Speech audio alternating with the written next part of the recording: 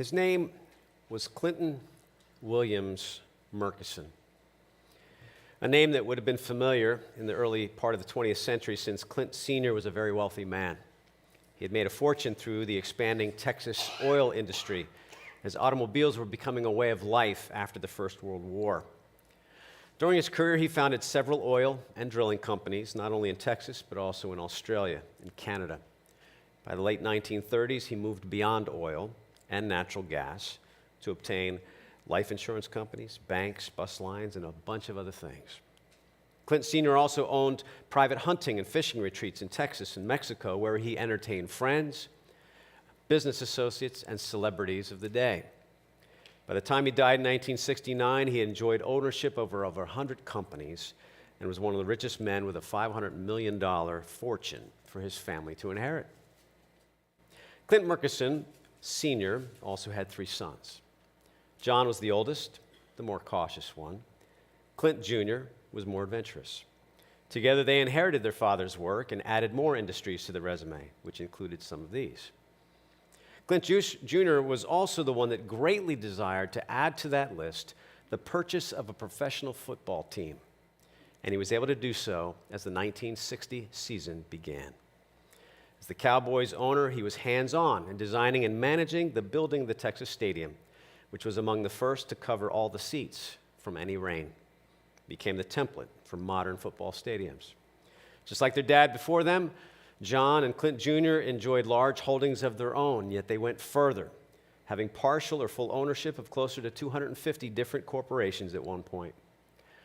But in 1979, John died in a car accident. Some thought John had been the stabilizing factor in the business partnership.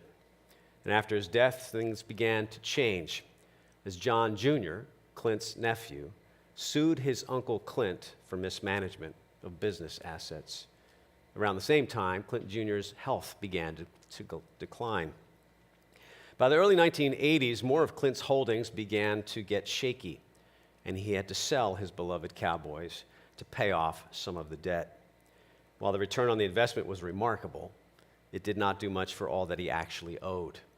As real estate markets were changing and more of his business deals went sour, additional lawsuits followed, including those filed by a couple of his nieces. By the following year, Clint Murchison Jr. had filed for Chapter 11 bankruptcy. He owed an estimated $150 million to other businesses, including Citicorp and Wells Fargo. Then 2 years after the bankruptcy proceedings began, Clint died of a crippling nerve disease. It's a sad ending to a chapter in one family's life where so much was lost in a single generation. And yet it's not an unfamiliar story. In fact, it sounds a lot like the picture that the teacher is painting in the next part of Ecclesiastes. In order to appreciate what we will study, let me walk us through what brought us to this point. As the writer of Ecclesiastes observes, he has set out to investigate where lasting value may be found. In the earlier part of the book, he refers to himself as the teacher or Kohelet, and so I've been doing the same. And chapter 1, verse 3, serves as a summary question at the core of his quest. What does a man gain? He would like to find an answer because his initial conclusion is that so much that takes place under the sun is an exercise of futility as we watch things evaporate. So he employs wisdom and sets out to investigate the puzzles of life. Then as chapter 2 begins, he takes on his first major area of investigation, the good life, looking at pleasure. He restates his initial conclusion. It turned out to be futile, and yet he looks closer at many aspects of the good life to confirm that conclusion. He began with the basic things like laughter and wine, along with the more involved pursuits of enjoyment like designing or creating things, building and collecting that which is pleasing. In the middle of that section, he pauses to consider how all his experiences and wisdom may ultimately impact future generations, as he says this. Then I learned to consider, or turned to consider wisdom, madness, and folly, for what will be the man like, or what will be the man be like who comes after me? He will do what has already been done. In other words, if the king, who has greater wisdom than all others, along with every resource available to test things, comes to this conclusion, then no one else will be able to find a different conclusion. All is vapor. Yet the two highlights that have come out of chapter 2's investigation are twofold. One is when it comes to work, there is a benefit. We are able to obtain pleasure in our work. And when it comes to something else of value, then wisdom is certainly better than folly. However, even with these points of light in a more somber picture, he realized that both the wise man and the fool will end up at the same destination, death. So he concludes that to chase after either one of these is an act of futility, since neither wisdom nor folly can really explain the meaning of life, and neither one will stop death from coming. And by verse 17, he ends the first section on an unusual note: I hate life. Now, if we stop there, things look fairly bleak. Yet that low point is familiar to most of us, and it's not the end of the investigation, nor is it the final evaluation that the teacher will offer for us. It does, however, serve as part of the momentum leading into the remainder of chapter 2. And as we continue walking with the teacher through his thought process, he further reflects on what benefits or gain there may be once death comes to claim him. Ecclesiastes 2:18. I hated all my work that I labored at under the sun, because I must leave it to the man who comes after me. While the author has mentioned several times that there is a sense of futility to all that we do, or that what we do simply evaporates, there is something that often remains once we are gone. In this case, the list that we just reviewed from the first half of chapter 12 is very impressive. But who gets the parks and the forests, the orchards, the summer homes, or the gold? In the Old Testament world, and even today, it is the children of the departed that are usually in line to receive the family assets. Such an inheritance is seen as a blessing by the one leaving it, and definitely by the one receiving it. In fact, the handing down process is one way that the memory of those who have gone before will remain alive, at least for a little while. Perhaps if the teacher could impart all that he had learned and everything that he accumulated and accomplished to someone after him, then there would be some benefit to life under the sun. But as he considers it, it doesn't offer him much solace. Now, his statement here is not focused on the normal progression of inheritance, but on the possibility that some stranger may get it all. And verse 18 hasn't even addressed the issue of who that person might be or what that character will be. The simple fact that you have to leave what you've accomplished to someone else doesn't set right. The following verse just makes it more distressing as he considers the type of person that might obtain his inheritance. And who knows whether he'll be a wise man or a fool. Yet he will take over all my work that I labored at skillfully under the sun. This, too, is futile. Isn't that the truth? There is no way to guarantee your legacy. Now, for those who have a lot of assets, this would be particularly disturbing. And for the ones who created a family business, it could be even more unsettling. Who is going to run that company with the same vision that you had? Now, I assume that we can empathize to a degree, but for a lot of us, when it comes to the inheritance, there's not much to worry about. When so many of us die and the kids sell the house, that's it. Once the taxes are confiscated, which is another example of something futile, the next generation may not have much left over after all. But how many inheritances have been contested, even with clearly articulated wills, so that the wishes of the one now departed might not be honored over time? Verse 20, so I began to give myself to despair concerning all my work that I had labored at under the sun. As you reflect on it, it's actually a double discouragement. It doesn't seem fair that the one who does not work for something gets to inherit the results of somebody else's work. The one who did the work is the one who should enjoy the results, especially as that effort has been done well and with skill and commitment. But the other possibility is even worse. All that you work so hard to obtain may be inherited by a fool who has no appreciation for all that you've done to earn it. when there is a man whose work is done with wisdom, knowledge, and skill, and he must give his portion to a man who has not worked for it, this too is futile and a great wrong.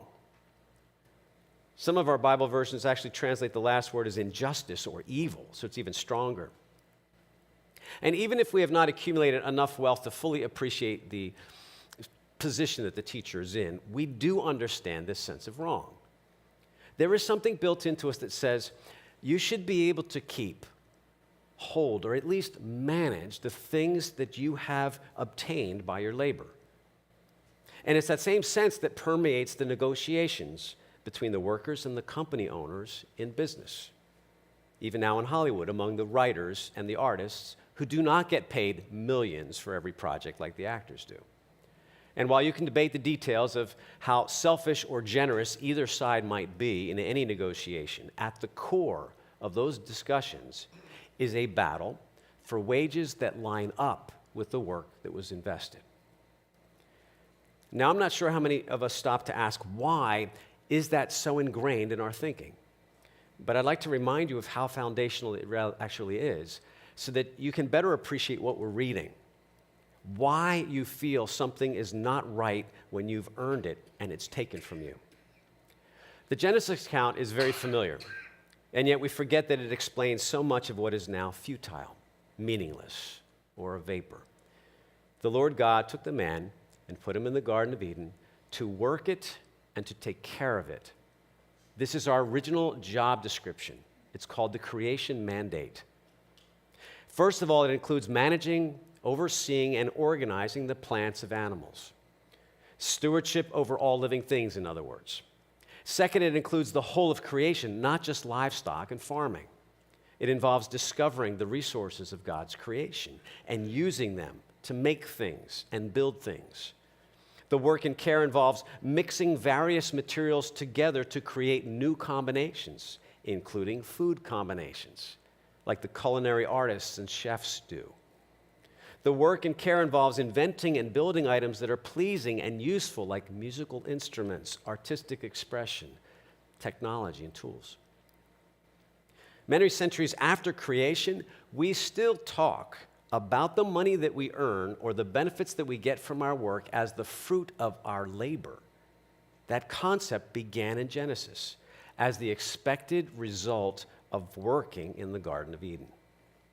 And as you follow God's job description, then that fruit becomes or comes from tending the garden is literally the food that you get to eat because your hand was involved in the process.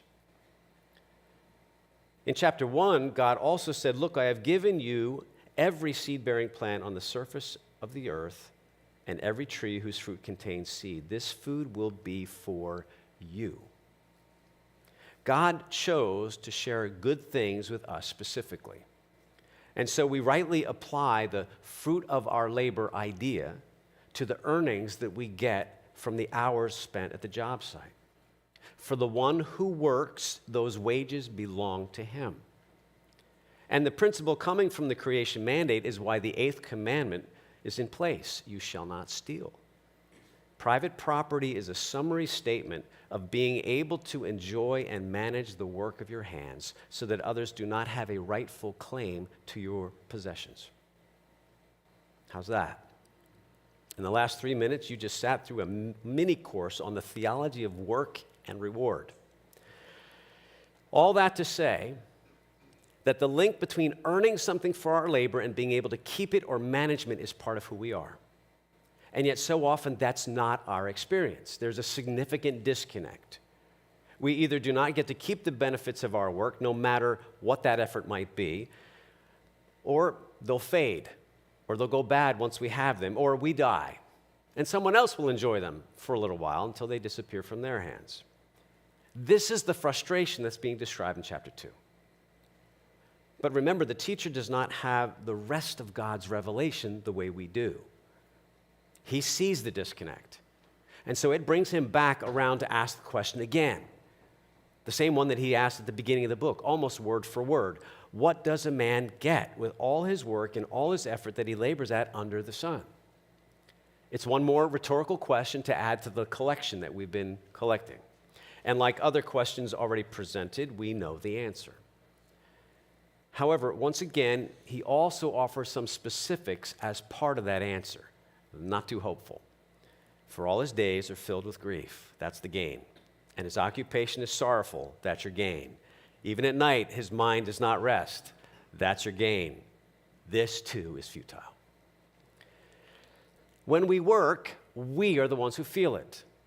The exhaustion, the extra hours, the long-term consequences on our body, arms, legs, backs. If we have a stressful day or a stressful period within our work, it's the worker who cannot get the sleep. Our minds are running through certain scenarios or solutions or conversations that need to happen. And until that issue is resolved or the deadline has passed, work takes on a new level of discomfort as it impacts our emotions, frustration, disappointment, powerlessness. When things are difficult, even our readiness to get back to work the next morning is diminished. And it's in those sorrowful and grief-filled seasons that we begin to wonder if there's a better career path out there than the one that I just chose. I have no doubt that you understand that. But the point of verse 23 is that those experiences belong alone to the worker.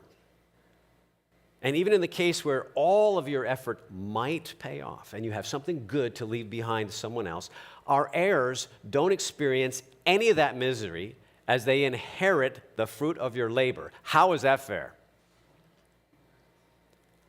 I thought it was no pain, no gain, not I experience the pain and my descendants enjoy the gain. That's not right. So, shouldn't they have to do something? He says, this too is futile. Since I've already traveled into some deeper theological waters, let me take a few moments to look further at what's behind the teacher's frustration. I think you're going to understand this. Now think about what you know of basic wisdom, and remember what you've read in the book of Proverbs, if that'll help. Does not wisdom dictate that hard work should bring some kind of reward? That the wise would generally do better in life because they have prepared for uncertain situations so that when the uncertainty comes, they're not so flat-footed. On the other hand, the fool is the one who will not work because they're lazy or they're looking for get-rich quick schemes, so they don't. The person who's a fool doesn't look beyond the moment, but will be swept away when the trouble comes. And yet, in real life, that one-to-one correlation does not always work out a lot of the time. Well, the writer of Ecclesiastes is speaking to this very issue and what is known as retribution theology. You get what you deserve. It's the idea that God punishes people in this world in direct response to their actions. Retribution theology says, for example, if you get cancer, it's a sign that God's punishing you for something you've done bad. In your business, if your business prospers, it's a sign that God is pleased with you. It's a very simplistic and very incorrect belief. Because we know that the consequences of our life choices will not be fully revealed until the end. We also know that bad things and good things happen that have nothing to do with us personally. Now, I've brought this idea up a few times over the years by another name that I've adopted, Coke machine theology. It's the idea that if I only obey these rules or follow these specific steps or put my coin in the God slot, then I get something good in return very quickly thereafter. Retribution theology is concerned with rewards and punishments here and now. And there is a part of us that knows it should work that way because of how God made us. We rightly desire to see good things happen to the good and the bad people to be punished. But what makes Coke theology a hopeless belief is that the consequences are not up to us because we're not in charge. And we're not the ones to determine the time in which those consequences will be handed out. That's God's business. But in reality, that's a good thing, because if this were a valid belief system, then as soon as you did something wrong, you would pay for it. And usually we want that to be true of the other guy, but not for me when I mess up. So instead of this very black and white perspective, what the writer will do is offer us another option to look at the world in which we live. And part of that option is to point out that we will not get satisfaction, at least within the time frame that we desire. It would be one thing if we could take it all with us when we die. If that's not an option, then it would be nice if we could guarantee that all that we've invested ourselves in could be passed down to the next generation for someone we trust. And either one of those two options would be a gain for our work. However, even if the second generation does okay with what we left behind, there's no way to ensure that everything doesn't get lost by the third generation. I hated all my work that I labored at under the sun because I must leave it to the man who comes after me. And who knows whether he'll be a wise man or a fool. He will take over all my work that I labored at skillfully under the sun. This too is futile. So I began to give myself over to despair concerning all my work that I had labored at under the sun. When there's a man whose work was done with wisdom, knowledge, and skill, and he must give his portion to a man who has not worked for it, this too is futile and a great wrong. For what does a man get with all his work and all his efforts that he labors at under the sun? For all his days are filled with grief, and his occupation is sorrowful. Even at night, his mind does not rest. This too is futile. So now what? Last time I mentioned that the teacher would tell us how to respond to the reality of this life and enjoy it anyway. Here it is in verse 24. There is nothing better for man than to eat, drink, and enjoy his work. Now, this may sound a bit out of sync with the rest of everything that we've read so far in this chapter, repeatedly stating that meaning and lasting pleasure could not be found, not in wine or food or work or wisdom or in accumulating the benefits of the good life. Now, some think that the teacher has set up everything up until verse 24 in order to come to this one verse and overturn everything that's been before. Sort of like, yeah, that's not really it. This is the real good stuff. But my question is, have the observations that the teacher has made up until this point invalid? Are they not accurate observations of the way life is? Do they actually get erased by verse 24? You see, Ecclesiastes is a realistic, earthy record of life. And so perhaps instead of removing everything that we've read, this passage stands as an alternative response to that ongoing question from the beginning. What do you gain? Since things do not last, since the pain and effort and restlessness of our labors are so often more trouble than what they get in return, or what we get in return for them, what options do we have as we continue to live life under the sun? And the answer is to enjoy the moment. This reminder has been made popular through a Latin phrase that you've probably heard, carpe diem, seize the day. There's nothing better for man than to eat, drink, and enjoy his work. I've read a few scholars who do not see this statement as particularly positive alternative to everything else that we've read. So the sadness for them of the book remains, even in verse 24. But what they do is they focus on what's missing. He did not say, I will grant you, this is good, this has value. It's a lot more understated. But I'm not convinced it's simply a statement of resignation like, I guess this is the best it's going to get. Because to enjoy is to look upon the good. Instead of a resignation, the tone would then be one of invitation. It's an attitude adjustment that requires us to zero in on what does have value without ignoring the futility of so many other things. And with this reminder, we are brought beyond life under the sun for a moment to someone greater than ourselves. There is nothing better for man than to eat, drink, and enjoy his work. I have seen that even this is from God's hand. Because who can eat and who can enjoy life apart from him?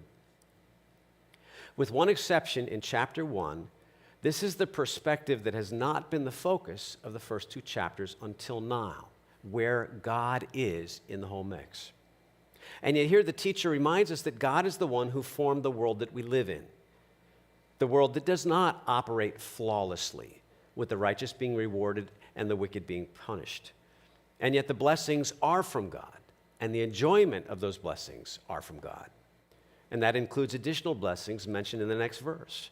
For to the man who is pleasing in his sight, he gives wisdom, knowledge, and joy. But to the sinner, He gives the task of gathering and accumulating in order to give to one who is pleasing in God's sight. This too is futile and a pursuit of the wind. Now let's look at some of the particulars of verse 26, and then we'll tie it back again with verse 24 and 25. Verse 26 is a point of discussion, particularly that last phrase, which seems to go against the rest of verse 26. And the basic contrast in these few verses is between the one who pleases God and the one who offends God. Now, the word sinner has moral implications. The sinner is the one who breaks the law of God by definition. And yet, since there's no mention of any specific sin in the text, some have seen this more of a description, not of the good guy and the bad guy, but more of God's choice, God's favor. In other words, God will give wisdom, knowledge, and joy to whomever he wills. It has little to do with how good or bad we really are. And in fact, God does make his own choices for the one he blesses, and that's his business. Sometimes the cleverness and skill go to those who build huge empires of wealth and power, and yet have no interest in pleasing God, while the godly person suffers with very little to show for it, and nothing close to creating that kind of fortune for his heirs. Some are blessed that technically shouldn't be. They're not the people that please God, while others that please God, or at least desire to do so, simply have to keep working for nothing. So if that's the case, then the summary in verse 26 makes sense. This too is futile. The other perspective on this is a lot more straightforward. To the one who pleases God, God blesses that person with wisdom, knowledge, and joy. To the one who offends God, the sinner, God takes what they have accumulated and will further bless his own people. Now, that certainly happened with the Israelites as they left Egypt. The wealth that Egypt had acquired was handed over to the Hebrews as they fled to the Red Sea. And centuries later, it happened again, when the riches of Haman were handed over to the house of Esther, once Haman was exposed as trying to kill all the Jews in Persia. In an ideal world, this is exactly what would happen. God gives blessing to those who please him, and he does not allow the sinner to prosper. Instead, God hands over the assets of the sinner some point in the line to the one who belongs to him. But is that how it works every time? We know it doesn't. Now, knowledge and wisdom were things that the teacher had said earlier that he had acquired and developed, and that's definitely true. But now he adds a larger perspective on those issues. Knowledge and wisdom and joy are gifts from God. And by the way, the phrase eat, drink, and enjoy work is an umbrella statement to include finding satisfaction in life at large, regardless of which category you're looking at.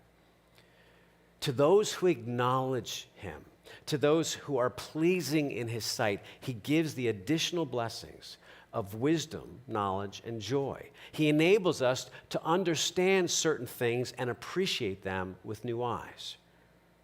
So the contrast here between the one who pleases God and the one who offends him would be more about how we recognize his involvement in life under the sun compared to those who ignore him. The one who is comprehending that the Lord is really there, still concerned and involved in this very messy world, is the one who can enjoy the good in life in a way the person who ignores God cannot. The one who is pleasing to God is the one who recognizes the blessings of God when they appear and wherever they appear. While wealth and possessions do in fact bring enjoyment to many people apart from God, how often have those who have acquired so much lacked a sense of deeper purpose? For the one who only works to find meaning or excitement that fades away, that person strives to obtain many things, but why? Then the end of verse 26 makes sense. This too is a futile pursuit of the wind. To enjoy or appreciate any particular thing or any particular moment in life requires that we know where such good things came from. You see, if God withdrew his hand, our breath would stop, and there is no more life. When you add that reality to this mix, how can you enjoy or eat or drink in life apart from him? The answer is obvious. You can't, because you wouldn't be here. There is nothing better for man than to eat, drink, and enjoy his work. I have seen that even this is from God's hand. Because who can eat and who can enjoy life apart from him? To the man who is pleasing in his sight, he gives wisdom, knowledge, and joy. But to the sinner, he gives the task of gathering and accumulating in order to give to the one who is pleasing in God's sight. This too is futile and a pursuit of the wind. Now, the teacher is still at the beginning of his journey and investigation, and he hasn't yet explained his full assessment of where God fits into the whole picture. But here, he has stated a solid, orthodox teaching of the Bible. Good things come from a good God who has given them all for our enjoyment. This is a very positive statement in the middle of a book that points to so many things that are futile. And as those with a New Testament perspective, we have an additional advantage. It is something we saw reinforced in our recent study of the future. To be fully human, by definition, in eternity involves eating, drinking, and work. Jesus said so at the Last Supper. And if you keep that in mind, your perspective on finding what is good right now and your appreciation of those blessings can develop and mature. In this particular Old Testament book, we will read, in fact, many more gloomy statements, but they are admittedly accurate observations of a fallen world.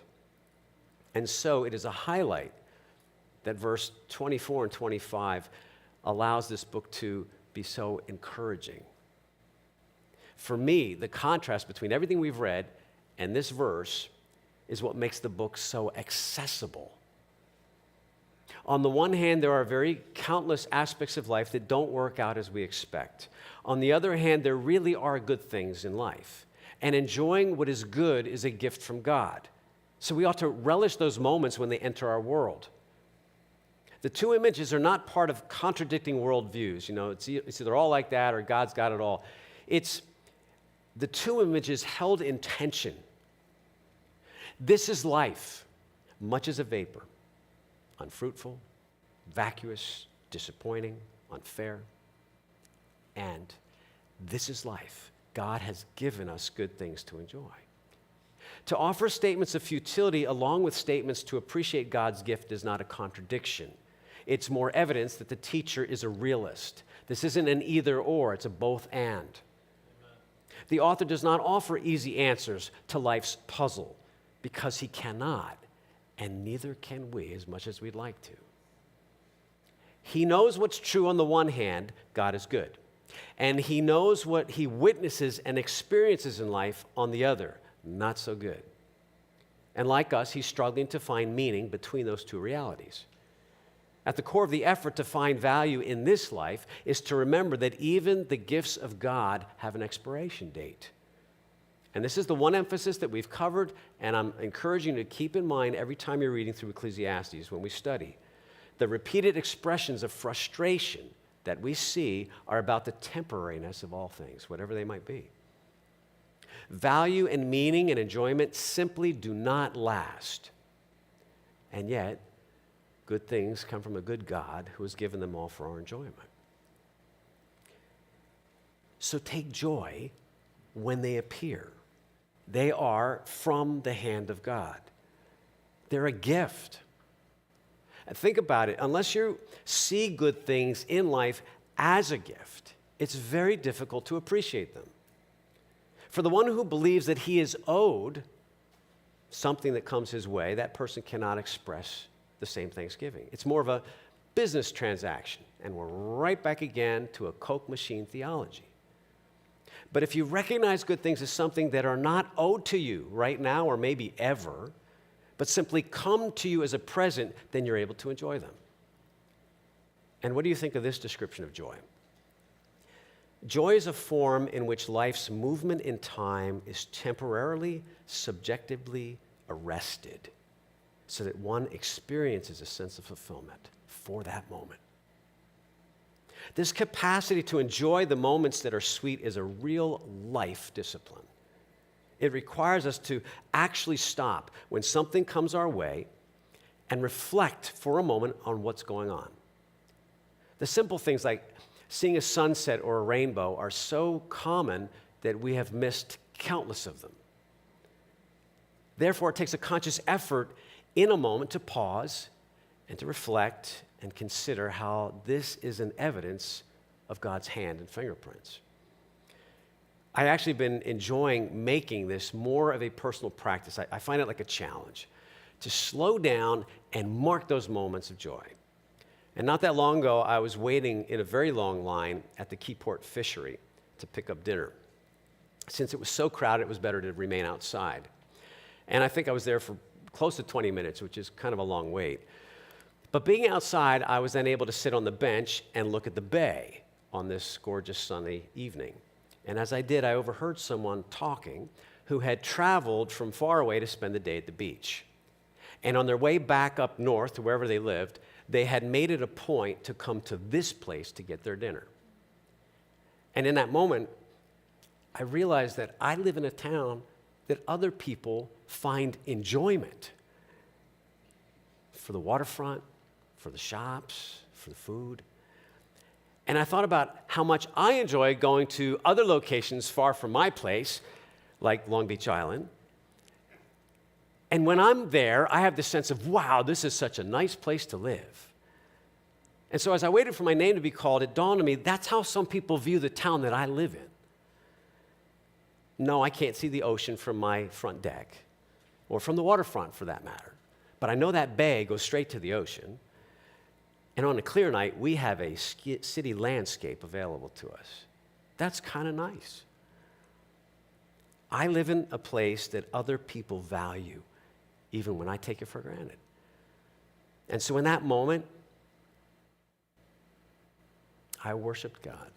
I stopped just for that second, I smiled, and I thanked him for where I live and for the simple things like seeing the water and being able to pick up a really decent meal and being able to go home and enjoy it. There's nothing better for man than to eat, drink, and enjoy his work. I have seen that this is from God's hand, because who can eat and who can enjoy life apart from him? Last week I mentioned that our attitudes towards our work and our business ventures rest squarely on our shoulders. We are the only ones that can clock in for the next shift with a perspective that is either helpful or damaging concerning our work. And the same is true in looking to find good things in the courses of life. From an objective viewpoint, as you look at what some individuals have been given, they are beyond blessed. And yet those things often do not seem to offer them enjoyment or gratitude. Why is that? Well, one clue is found in what we've studied today. They do not see what they have as from the hand of God. And that lack of gratitude is the first in a series of steps that leads to a downward spiral of hopelessness and actually the ability to think clearly with reason. Although they knew God, they did not honor him as God nor give thanks to him. To see the tragic result of this spiral, read Romans 1 sometime when you have a few moments. But in contrast to that lack of gratefulness is the one who can recognize that anything that's good comes from God's hand. And for that moment, that person is rich and can find enjoyment in it. And then when it fades or evaporates, which it does, what remains is the knowledge that God is still there and all I have is from him. Because good things come from a good God who has given them all for our enjoyment. Lord, we appreciate that fact and thank you for it. And for a few moments today to think about that once again, particularly as you've provided us with lower humidity and we're able to enjoy the beginning of fall as summer is transitioning away. We thank you for those things for today. And we thank you that this church will be a place of celebration a little later as two people commit their lives to one another in marriage. Lord, thank you for those small things. Protect us from the cynicism that is so ready to grab our hearts and allow us to enjoy some of these blessed moments as this day goes on. To bring this sermon alive and this text of Ecclesiastes back into our thinking. We appreciate the God that you are, giving us good things when we don't recognize it and when we don't say thank you. But for now, we say thank you. And thank you for meeting with us in a special way as your children. Amen. Please stand.